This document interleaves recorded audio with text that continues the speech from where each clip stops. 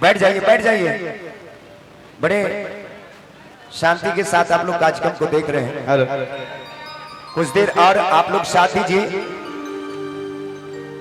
कहते हैं कि प्रभु के दरबार को यूं ना छोड़ जाइए, और प्रभु से अगर प्यार है तो कुछ देर के लिए और बैठ जाइए। बैठ जाइए। राधा जी का बड़ा ही खूबसूरत भजन। और ये कहते भी हैं कि संकट कभी कभी इंसानों पे नहीं, कभी कभी भगवान पे भी आते हैं। बिल्कुल।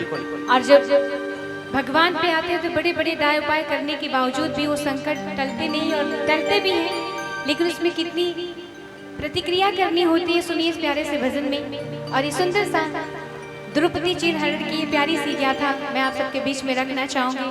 समय की बड़ी विडंबना होती है। एक समय जो एक ऐसा समय है होता है जो कभी कभी इंसान को रोडपति से करोड़पति बना देता है और कभी करोड़पति को रोडपति बना देता है।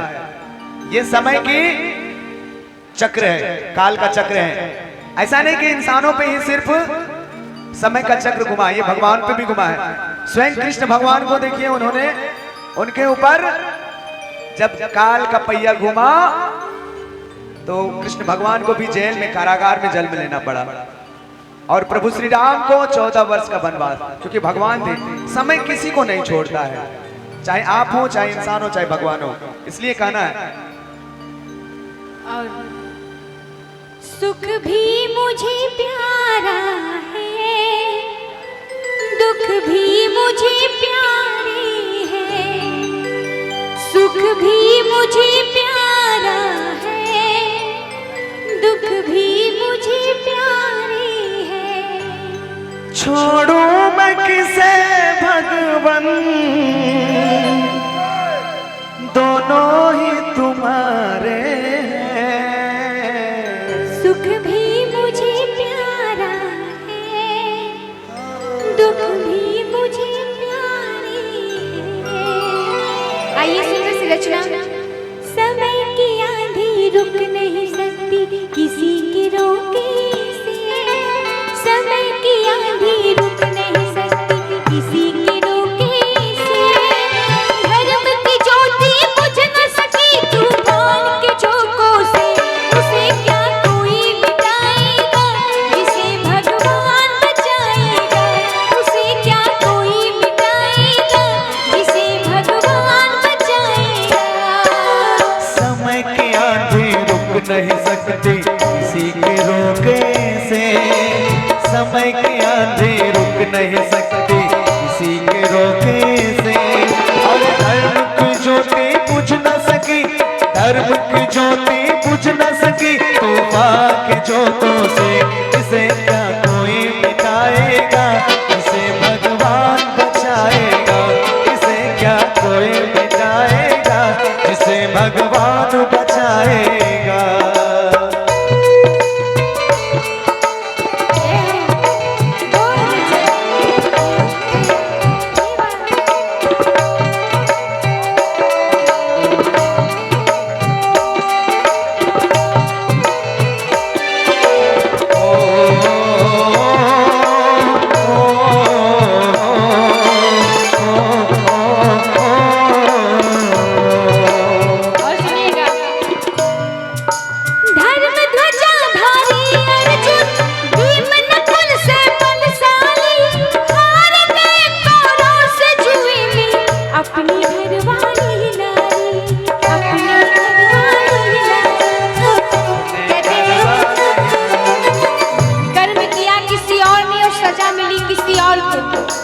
द्रौपदी को बिल्कुल भी नहीं पता था कि उनके पति उनको जुए में हार गए हैं। उनको बिल्कुल भी इस चीज का अंदाजा नहीं था। वो घर में शयन कक्ष में श्रृंगार कर रही थी और अचानक से बात उनके कानों तक आई। कैसे?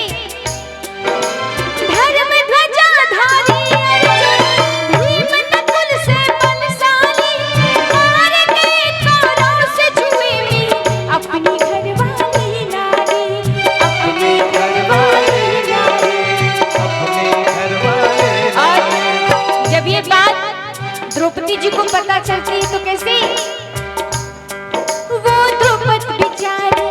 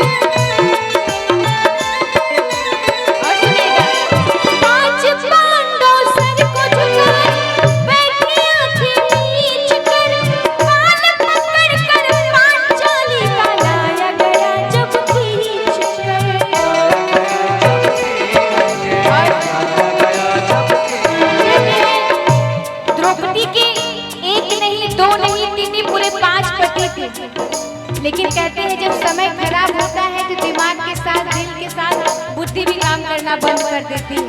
यही होता है समय। कहते हैं समय का जो कहर होता है उससे कोई बच नहीं पाता है। इसलिए कहना क्या, पांच पांडव सर को झुकाए बैठे आंखें नीच कर, बाल पकड़ कर पांचाली का लाया गया जब खींच कर, लाया गया जब खींच के, लाया गया जब खींच के। और द्रौपदी जितने भी सभा में गुरुजन थे, द्रौपदी सबके सामने हाथ फैलाती है, रोती है, गिड़गिड़ाती है कि मेरी इज्जत बचा लीजिए, मेरी लाज बचा लीजिए, लेकिन कोई उस समय आगे नहीं होता। सभी लोग समझाते हैं, निर्लज कसाई तुझे दया न आई, निर्लज कसाई तुझे दया न आई। उसके बाद भी दुष्ट दुशासन न माना, रोके टोके से दुष्ट दुशासन न माना, रोके टोके से। धर्म की ज्योति बुझ न सकी तूफान के झोंकों से, उसे क्या कोई मिटाएगा, जिसे भगवान बचाएगा, उसे क्या कोई मिटाएगा, जिसे भगवान बचाएगा।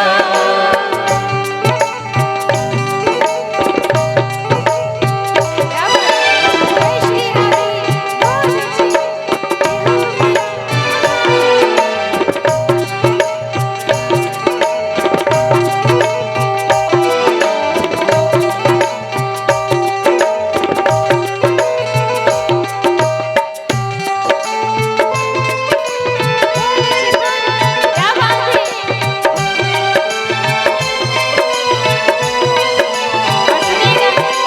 खड़े शिकारी दो राक्षस एक हिरणी की खाप में, बोले द्रौपदी नाच भैया तुम्हारे हाथ में।